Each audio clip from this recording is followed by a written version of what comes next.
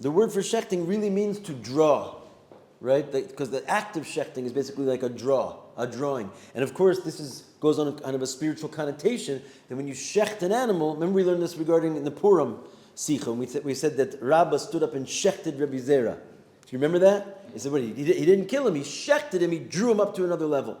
Because and this is what we do also with an animal. Why do we have to shecht an animal? Because in its unshechted state, we cannot elevate it. We have to draw it up to being, so to speak, kosher Jewish food. Then when we eat it, we can elevate it. Similar to what we say about davening, right? You can't elevate the world until you shecht yourself. That's why davening is basically like shechting your behemoth, right? That's what we call it, sacrifices. You come and you shecht your behemoth, then you've drawn yourself up. Now you can eat the food the rest of the day and do business, etc.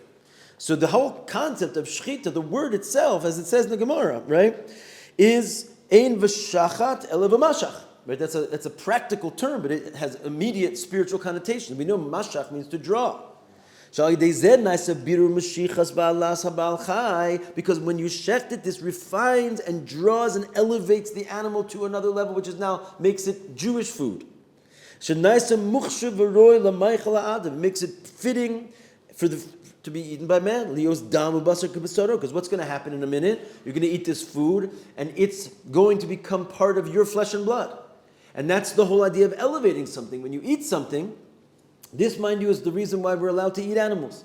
Because the whole question in the post-scheme, why are we allowed to eat animals and kill them? Seemingly that's not a nice thing to do, right? Like it's definitely, even if we're going to try and kill them in the most humane way, it's even more humane, just leave them alive.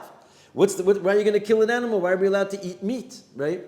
So the idea is because ultimately, this is what the animal wants.